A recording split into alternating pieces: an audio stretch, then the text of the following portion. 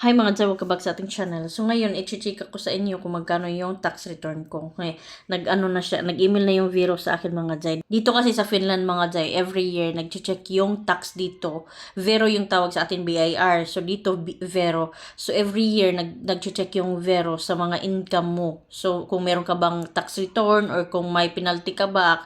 For example, yung ni-report mo is 30,000 euros a year. Tapos yung kinita mo is only 28,000. So may 8,000 ka pa na sobra, kwentahin yun. Basta may ganun-ganun sila. Tapos yung iba, malaki yung asawa ko last year, nakakuha siya ng 500 euros na tax return.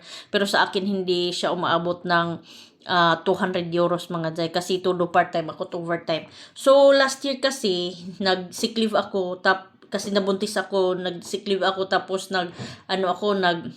nanganak, yung tax ko, yung income ko, medyo siya bumaba. Pero yung government sila support, yung kinukuha, yung support ng government is 75% base sa sahod ko from 2024. Ganon. So, yung tax nila na kinukuha sa akin is 25%. So, I'm so excited mga Jay kasi yung na-receive kong allowance, sobra-sobra yung 25% na binayad ko. So, for sure, I hope na malaki yung tax return ko this year. So, check natin mga Jay. Ayan na siya mga Jay. Meron akong unread na ano. Baka tax return na to siya mga Jay. Tax certificate man. Tax decision. Completed tax return. Yes, kompleto. Ayan sa mga Jay. So, check muna natin mga Jay. Kung ano ito.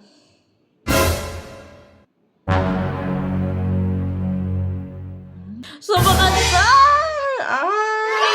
Grabe. Super happy ko mga Jay. Alam niyo ba kung magkano yung tax return ko this year? 2,400 euros! Grabe, ito ang pinakamalaking tax return na natanggap ko mga Jay. Kasi, nung parental leave ako, 25% yung kaltas nila sa akin every sahod. So ako hindi na ako nagreklamo, sige lang kasi iniisip ko na savings na yun. Di ba, alam mo, hindi ako nakaranas ng ganito kalaking tax return mga Jay. 2,400 euros. Magkano na yun siya sa Pinas mga Jay? Teka lang. So, ito yung pinakamaganda dito mga Jay. Nakikita mo yung tax kung saan 2,400 euros times 400 something mga Jay. But, ito ilagay. Ngayon kasi 6750 na yung ano niya. 162,000. Ay! Grabe, 162,000 ang tax return ko mga Jay. Ay, so happy. Thank you, Lord. Grabe yung blessings mga Jay.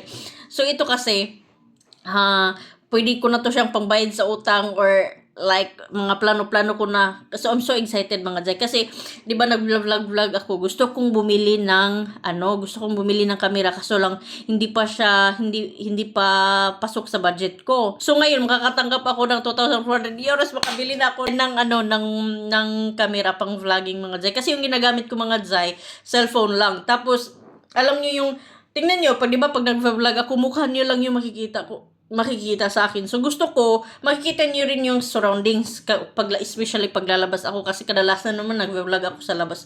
So, gusto ko makita niyo yung beauty ng Finland. Kaso lang, hindi ko siya kayang abutin sa budget. So, ngayon mga Jay, I'm so happy na nakatanggap ako ng 2,400 tax return dito sa Finland mga Jay. Grabe mga Jay. I'm so happy.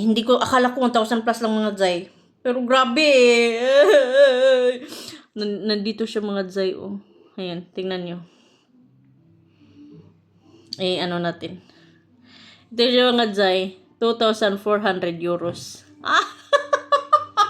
Hala ka, grabe. Thank you so much, Lord. Ang tawag nito sa kanila is Veron Palautos. Veron Palautos, tax return. Palautos is return. Vero is tax dito.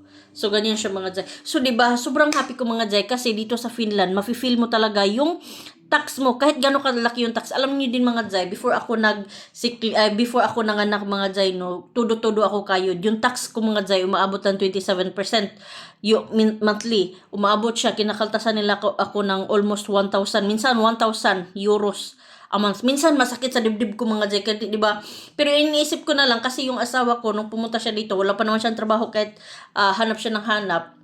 nakatanggap naman siya ng unemployment benefit. So, yung iniisip ko, yung Veron, ay yung tax na binibigay ko sa Vero, na 1,000 plus, mababa, pinakamababa na nabayaran ko sa Vero is 800 euros.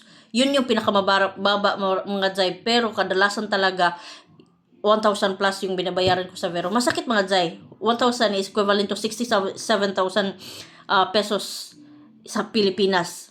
Ganun siya kalaki ang binabayaran ko monthly.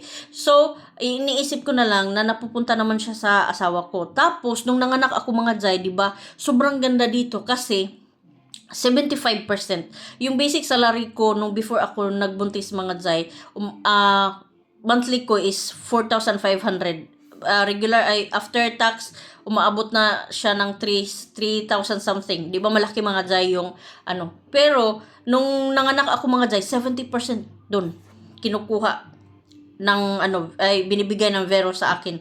So kahit na naka-maternity leave ako mga Jai, na feel ko talaga yung tax na binigay ko sa government, binalik nila sa akin. So hindi ako nagtatrabaho ngayon.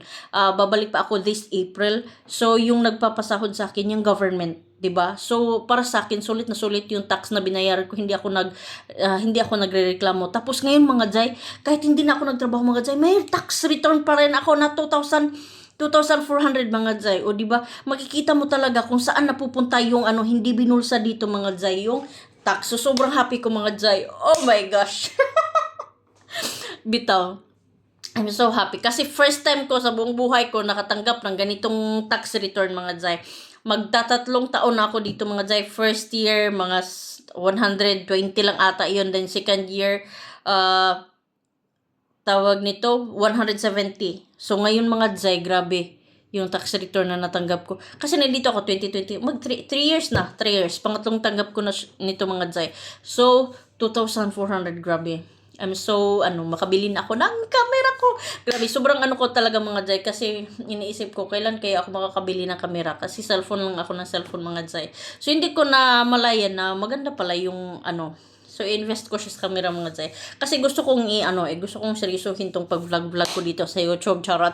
So, sana mga Jai, suportahan nyo ako at ipapakita ko sa inyo mga Jai kung, ipapakita ko sa inyo ang Finland, kung gaano kaganda din ang Finland mga Jai. Ayan. So, hindi lang sahod maganda dito, hindi lang government, pati yung nature nila mga Jai. Napakaganda. So, hopefully you enjoy this video. At saka, please don't forget to follow our channel, The Galono Family in Finland, The Galono Family in Facebook. Thank you so much. The Galono Family in Finland sa YouTube. Ayan. So, thank you so much and have a nice day. Grabe, ang ganda. Sobrang happy ako mga Jai. Bye!